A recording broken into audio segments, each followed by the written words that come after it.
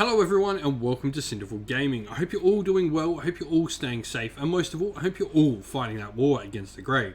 Today's video is a Black Library review. In today's video, we'll be taking a look at one of the many publications brought out by Black Library and giving you our thoughts on the book, audio drama, whatever it happens to be. Now, I will say that we will try to keep this review to as spoiler free as possible, though there will obviously be points where we talk about things happening in the book. We will try to keep away from saying any of the major plot points, so you can go and read this book for yourself. We'll just give you our thoughts on whether or not we think it is something you may be interested in. So we'll use this video to instruct you on maybe is this sort of going to be a book that you would like to see.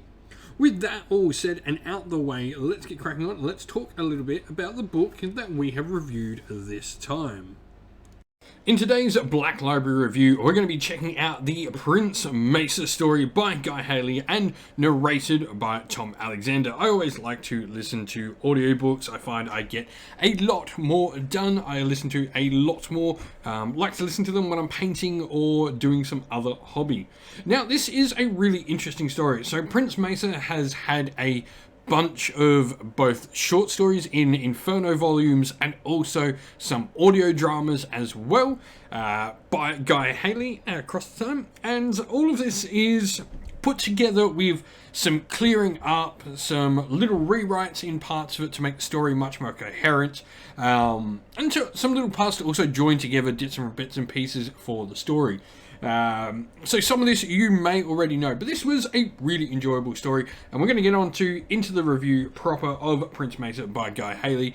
I will say I really enjoyed the narration of this. There were some great voices done by Tom Alexander of the various different characters that come within the story. And so, setting the scene, Prince Maesa, outcasted from the Wanderer clans of which he is from, for the crime of simply loving a human woman. He now wanders the realms, his love having unfortunately aged and died, as human and elf life isn't meant to be compatible, you know. Elves live for hundreds of years, we barely live for a single 100.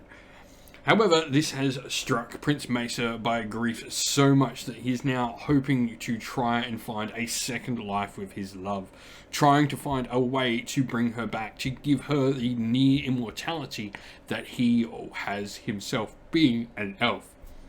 In this, he travels far across the realms, traveling many different realms, and it is in this journey that we join him and his capricious little companion Shattercap, a forest sprite trying to be good. And so, what is this book's purpose? Since Prince Maesa is a champion of Alariel, he's front and center in the tug-of-war between the goddess of life herself and Nagash, the god of death and undeath. You know, this tug-of-war between life and death, this balance of power play, and each one, I guess, trying to gain the upper hand in this fight.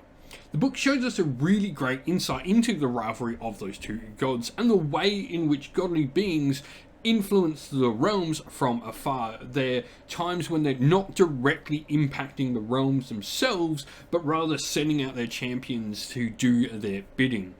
We also get a really great look at many different settings within the mortal realms, as this book does travel across quite a few of them. I think it's about 4 or 5 realms are featured in the Prince Maesa story.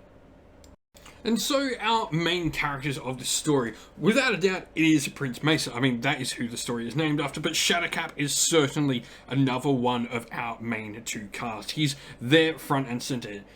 This is a really interesting relationship between the two. Prince Maesa is an elven prince, and he once found Shattercap. Shattercap, is this forest sprite who was very wicked, but Prince Maesa at a time saw a little glimmer of good within this little capricious and rather malevolent and malicious forest sprite, and so took him along with him and is trying to make the creature that is Shattercap see the light and be a good person. And that is pretty much their bond of master and apprentice trying to be good. And Shattercap is a really interesting character. He's this little malevolent that can't quite always get rid of all the nastiness, all the little, you know, bad habits that he has within him and trying to be good. But Maesa always is trying to instruct this character and always believes in this character. And that's what's really interesting. It's a nice little combination of these two. And so across the story, what does change about these two main characters though? I think the most interesting part for me about these two characters is we see that both are neither wholly good nor wholly evil, or capricious, malevolent, whatever you want to decide that Shadowcap is. Wicked is what Maesa used to describe him most of the time, and even Shadowcap calls him Wicked Prince from time to time. There are times when Maesa will show his darker side as well, and there are times when Shadowcap is truly being a good character. Now, both learn across their journeys on truly what it is to be a truly noble and good character, and there's that evolution of seeing everyone has that darker side, everyone has that better side, everyone can be better. That really is the lesson they learn across this story. What does this book do well though? And for me, it's the characters and how it draws you into them so well. You really are tugged into the motions of all the characters in the story. Everything is written in such a nice way that you really feel like laughing, or you feel the joy of the characters, you feel their hopelessness, their dread, their sadness. All those emotions are really well conveyed. I remember cheering, I remember laughing, I remember getting sad and being scared. You know, not scared as in, I'm scared, but scared as in, well, what's going to happen next? I fear for this character. You have all those emotions tugged into this story, and just really nicely done. I think that's more than anything what this book does well, is really pull and draw on the emotions of the writing to make you as a reader or listener feel the emotion. And definitely in the narrated version by Tom Alexander, he did a really good job at portraying a lot of emotion in his voice as well, which I think just further pushed the works of Guy Hayley, who wrote these stories, into another level. So fantastic job on both people's parts in both the writing and the narration for this. And so, who would like this book? Obviously, if you're a Wood Elf fan or you like the Wanderers, this is definitely a hero that you can get behind. He's got so much of those old Wood Elf traits. He's a fantastic archer, he's at home in a forest, he has a great stag companion, and he's even got a little spite. Like, if you love old school Wood Elves, this is a guy for you to follow. Now, the character also, he just would have felt right at home in the old world, but also he's got enough to him that he feels completely at home in the mortal realms, which I think is something that Wood Elves really did do well in the thing, is that they traversed over really well. These forest warriors sort of suited the old world and both mortal realms really well. If you're a fan of a nice adventure story and you want something sort of closed off, this is a singular story, which is really cool. If you like good adventure, this is really for you. It's nice, it's fast paced, it keeps all the action and everything happening throughout it. I really enjoyed this. And so, yeah, in summary, fun, fast-paced, plenty of emotion and action throughout the story. There's some really great scenes and some really great looks at the mortal realms in this for me.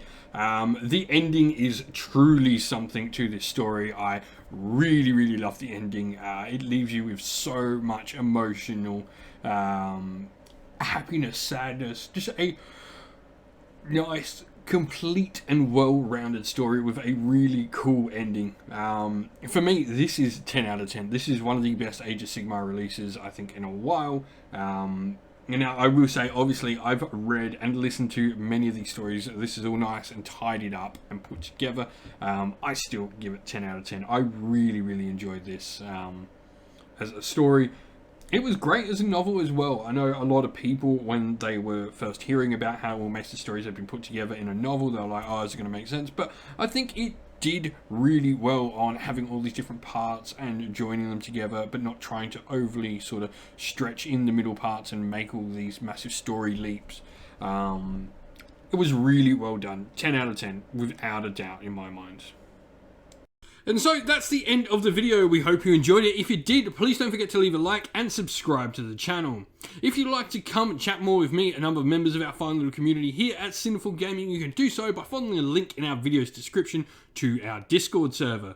Finally, if you'd like to help support the channel, you can do so either by Patreon or YouTube members, both of which are linked down in the comments below.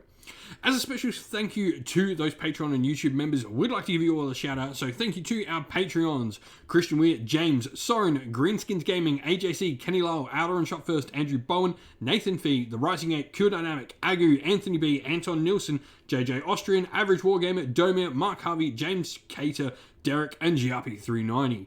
And a special thank you as well to Green Roots Gaming, Kenton Yun, Ronya, Lock Lorick, The Johnny84, David Ellsworth, Revenar, Wolfric Nick, Broken Chef, Ariana Edwards, Pink Nico Fire, and Robin Mankiller, our YouTube members. Lastly, a special thanks to Lady Witchfox Art, who does all the amazing artwork you see on the channel. Thank you all so much for watching. Once again, everyone, stay safe, stay well, and most of all, keep fighting that war against the Grey. Ciao for now.